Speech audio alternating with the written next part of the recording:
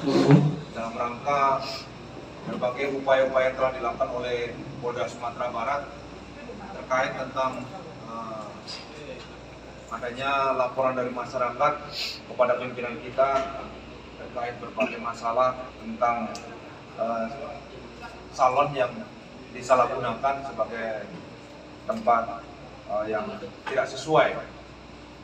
Dan tadi malam juga telah dilakukan, beberapa hari sebelumnya juga dilakukan kegiatan operasi atau razia, dan pada tadi malam telah didapat lainnya ada penyalahgunaan. Akan kita sampaikan saja. Jadi yang terjadi adalah dugaan tindak pidana dengan sengaja mengadakan atau memudahkan perbuatan cabul dengan orang lain dengan cara pemilik salon menyediakan tempat atau kamar untuk memperlancarkan terjadinya perbuatan cabul, di mana lokasi atau tempat kejadiannya adalah salah satu salon yang beralamat di wilayah Padang, yaitu salon MS. Adapun diamankan 3, yaitu RA, DP, dan SR, di mana waktu kejadian adalah Jumat 14 Agustus 2022 sekira pukul 16.30. Adapun barang bukti ada 2. Yang pertama adalah uang tunai yang sudah digelar di depan kita sebesar 1.670.000.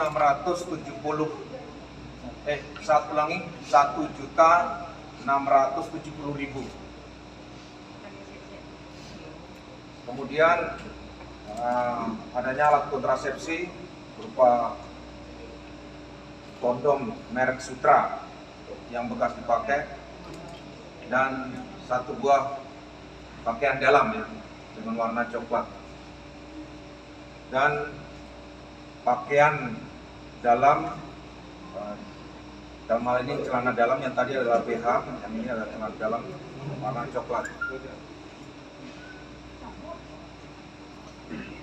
Soal kronologis nanti akan diceritakan oleh personil perwira dari Krimum. Adapun pasal yang disangkakan atau dikenakan ke yang bersangkutan adalah pasal 296 KUHP, di mana ancamannya adalah 1 tahun 4 bulan ya. Total 4 bulan. Saya kasih waktu untuk rekan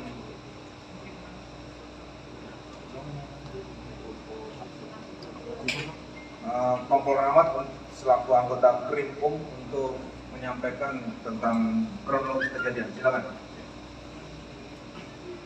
Assalamualaikum warahmatullahi wabarakatuh. Yang kami hormati Bapak Kabid Humas beserta staf dan jajaran, kemudian rekan wartawan. Saya selaku Kadif 3 Subdit 4 di Polda Sumbar mewakili Bapak Dir Reskrimum Polda Sumbar untuk memberikan penjelasan dalam hal ini. Jadi berawal ini adanya informasi masyarakat tentang maraknya ada prostitusi di wilayah Kota Padang. Dan ini merupakan atensi pimpinan kami, Bapak Kapolda Sumbar, untuk berupaya memberantas penyakit-penyakit masyarakat seperti ini. Kemudian dilakukan penyelidikan, dan selanjutnya pada hari Jumat tanggal 14 Januari sekira pukul 16.30 kita melakukan pemeriksaan terhadap tempat-tempat salon-salon yang ada di Kota Padang. Salah satunya adalah Salon MS yang terletak di Kecamatan Padang Barat. Pada saat dilakukan pemeriksaan ditemukan di dalam kamar perempuan 2 orang. Di kamar yang satu masih dalam keadaan bugil, tidak berpakaian. baru selesai melaksanakan hubungan intim dengan pelanggan. Kemudian di kamar yang satu lagi ditemukan perempuan, seorang wanita yang berpakaian minim, hanya mengenakan bra dan celana dalam. Berdasarkan hal tersebut, kemudian kita bawa ke Polda dan kita lakukan pemeriksaan. Selanjutnya telah ditetapkan satu orang tersangka sebagai penyedia tempat. Hal tersebut diatur di dalam pasal 296 KUHP dengan ancaman hukuman 1 tahun 4 bulan penjara. Mungkin hanya itu yang bisa kami sampaikan. Mohon maaf sebelumnya, saya akhiri. Assalamualaikum warahmatullahi wabarakatuh. Terima kasih penyampaian dari Kasudin Kanit yang masih Pak Dirkrim Mungkin setelah ini silakan ada yang mau ditanyakan. Ya, satu.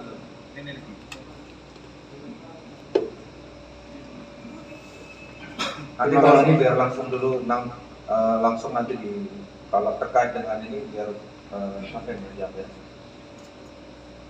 Terima kasih Pak atas kesempatan pertama yang diberikan. Nama Dio dari Basiar. Ada 2 hal yang ingin saya tanyakan Pak.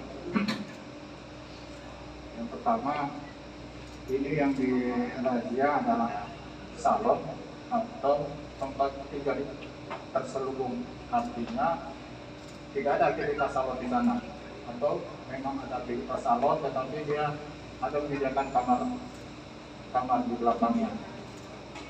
Kedua, tadi Bapak menjelaskan kronologis, apakah tidak ada dari pihak pengelola yang berupaya untuk menahan anggota yang akan masuk memeriksa ke dalam gitu Pak? Karena mereka kan tentu ada yang menjaga di depan, sehingga tidak bisa sembarangan meloyor masuk ke dalam kamar-kamar. Apakah ada kegiatan seperti itu Pak? 2 itu saja, terima kasih. Baik, terima kasih Pak. Kami akan jawab pertanyaan Bapak. Yang pertama sekali adalah terhadap salon tersebut. Itu adalah salon yang memiliki izin usaha, tapi terjadi penyalahgunaan. Artinya salon tersebut memang memiliki izin usaha. Aktivitas salonnya ada Pak? Identitas salon, Aktivitas aktivitas ada, aktivitas salon ada, tapi ini disalahgunakan. Nah, dengan menyediakan kamar-kamar. Nah, kemudian mengenai pertanyaan kedua, apakah ada upaya untuk menghalangi? Pada saat kami melakukan pemeriksaan tersebut tidak ada, karena salon tersebut adalah berupa rumah tinggal atau rumah yang dihuni yang memiliki banyak kamar dan 2 tingkat. Yang digunakan untuk bisnis ini hanya 4 kamar bagian bawah. Demikian, terima kasih. Oke, tes 1. Ini Bang, dari antara yang pertama mari tanyakan, yang tadi kan salah satu tersangka sebagai penyidik tempat, yang 2 orang ini sebagai apa ini dan fungsinya sebagai apa? Terus ketika razia kemarin ditemukan 2 orang dalam keadaan tidak berpakaian, satu lagi dalam keadaan berpakaian ini ada laki-lakinya yang ditangkap, yang apa namanya, yang di lokasi itu apa dilepaskan atau gimana? Terus atau ini kita pakai undercover boy dalam pengungkapannya, ini yang menyamar, terus ternyata memang benar seperti itu. Terus yang kedua, yang ketiga kita tanyakan Bang, ini kan satu salon dalam insya Allah Reskrimsus tentu tahu potensi salon yang ada di Padang itu.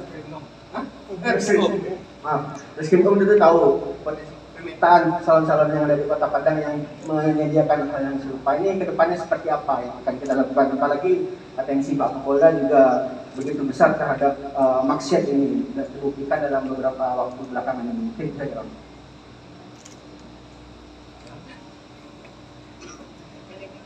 Baik, mungkin poin 1 dan 2 saya bisa jawab. Bahwa kalau poin 3 mungkin tidak kewenangan saya untuk jawab, mungkin lebih pas dalam bagian pas. Baik, perlu kami jelaskan pada saat mereka terdapat dua perempuan di dalam. Yang satu pasangan merupakan berpakaian mungkin baru selesai melakukan pembunuhan, dan satu lagi hendak melakukan message dengan berpakaian ini memakai bra dan celana dalam. Selanjutnya terhadap yang memakai bra dan celana dalam itu tidak ditemukan lelakinya, pemudanya, tapi kita sudah menerima pembayaran. Kemudian yang kedua, terhadap yang pasangan ini itu ditemukan dalam keadaan sendiri. Artinya adalah mereka baru selesai melaksanakan hubungan intim. Dan terhadap si laki-laki ini, yang tentu kita minta keterangan dan kita pulang. Karena apa? Di dalam pasal KUHP tidak ditemukan adanya bisa kita sidik pidananya apabila ada laporan perbudakan dari istrinya. Itu yang kita sampaikan untuk bekerja. Ya, terkait dengan hal yang disampaikan tadi, kita pasti akan berupaya melakukan terus-menerus ya, pengawasan kepada tempat-tempat, tidak hanya mungkin salon atau tempat masjid, tapi mungkin lokasi-lokasi yang lain yang diduga ataupun diperkirakan ada tempat-tempat melakukan kegiatan-kegiatan maksiat seperti itu. Dan juga kita akan berupaya juga melakukan razia-razia, mungkin juga bersama dengan instansi lain terkait tentang pelaksanaan kegiatan ini, ya, supaya wilayah Sumatera Barat seperti harapan dari pimpinan kita bahwa Sumatera Barat ini, dan ini adalah lampu kuning ya, lampu kuning bagi lokasi-lokasi yang tempat digunakan untuk kegiatan maksiat. Ya, kita akan melakukan kegiatan terus-menerus, razia, pemantauan, pengawasan kepada lokasi-lokasi yang diperkirakan diduga disalahgunakan. Ya.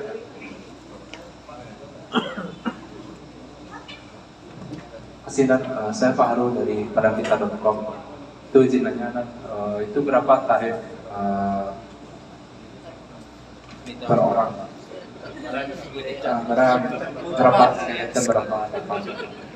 Kita saya jelaskan. STN. Saya rasa yang lainnya aja lah.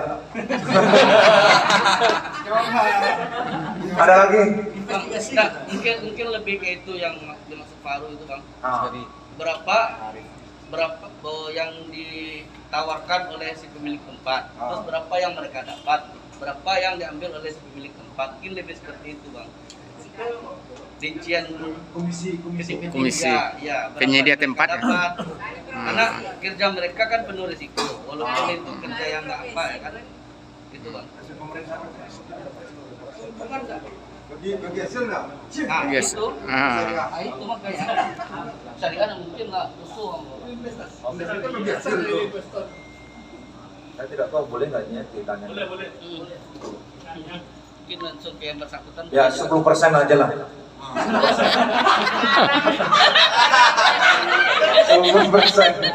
Ngarang. Hari profesi.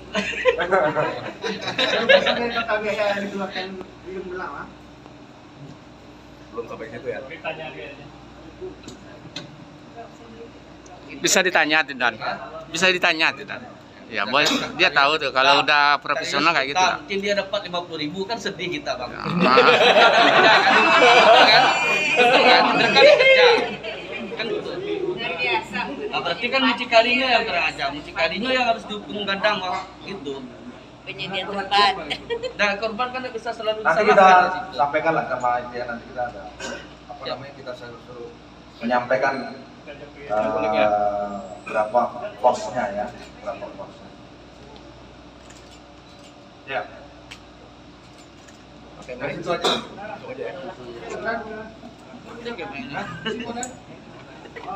Ya, terima kasih. Ya, terima kasih. Mungkin tambahan untuk lebih penegasannya aja ke depannya. apakah kita dengan kesesuaian Kapolda tadi, apakah kita di jajaran Polda Sumbar juga membuka semacam hotline gitu untuk masyarakat Sumatera Barat gitu. Jadi masyarakat ada jaminan bahwa mereka melapor ke Polda ditanggapi. Ya sesuai dengan apa tuh aplikasi yang baru itu kan ada itu kan. Jadi apakah kita aplikasikan juga yang itu gitu, yang laporan lewat hotline gitu kan, semacam itulah. Jadi masyarakat melapor nggak ada apa istilahnya, termasuk backing-backingnya kita sikat kan gitu ya. Jadi suara dari masyarakat ya berkelanjutan, gitu yang kita serap selama ini. Terima kasih. Oke, jadi terkait misalnya masyarakat mau melapor kan, ini salah satu bentuk laporan dari masyarakat juga ini. Laporan dari masyarakat kita tindak lanjuti. Bagi masyarakat yang ingin melapor, kalau ada informasi tidak hanya permasalahan ini, permasalahan yang lain, silakan. Kan ada 110, kemudian juga ada aplikasi aduan, ya aplikasi aduan pasti akan nanti akan ditangani atau ditindaklanjuti dan disampaikan juga sama pelapornya kalau dia bisa menentukan atau menyampaikan identitasnya, biasanya begitu. Ya, ini adalah salah satu bentuk laporan atau aduan dari masyarakat yang ditindaklanjuti sampai ada beberapa personel yang diproses ya. Baik, lanjut ya. Komandan, izin Komandan, saya dari Haluan ingin bertanya Komandan, apakah mereka ini ada mucikarinya atau mereka ini menjajakan diri lewat aplikasi WeChat, dan apakah mereka ini ada yang di bawah umur Komandan? Ya, karena kenapa dikenakan pasal pencabul pendidikan cabul tadi Komandan ya, dan kenapa tidak di pelanggaran perda tempat-tempat usaha gitu kan? Sekian Komandan. Oke, terima kasih. Silakan dari Serser untuk menyampaikannya. Baik, terima kasih atas pertanyaan yang telah diajukan. Tadi berusaha untuk menjawab. Yang pertama sekali adalah Bapak tadi menyampaikan bahwa ada indikasi anak di bawah umur. Kita bicara fakta. Fakta yang kita temukan adalah orang dewasa.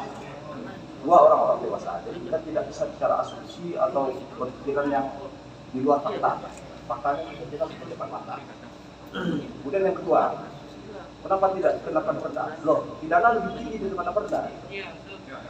Nah, mengenai hal-hal lain, pidana itu adalah ancaman hukumannya lebih tinggi daripada perda. Kalau perda itu tinggi, mungkin ada sanksi-sanksi lain. Nanti kita lihat ke depan. Mungkin hanya itu saya sampaikan. Tidak.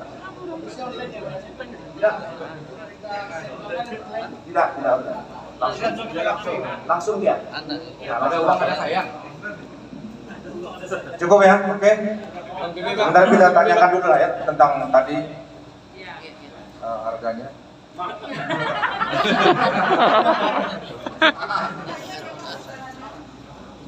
Lokasi bagaimana? Memastikan lagi Pak, ini cerita satu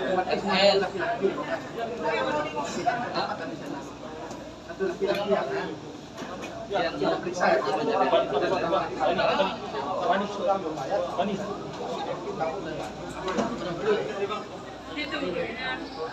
Pak, tadi dua lagi itu tidak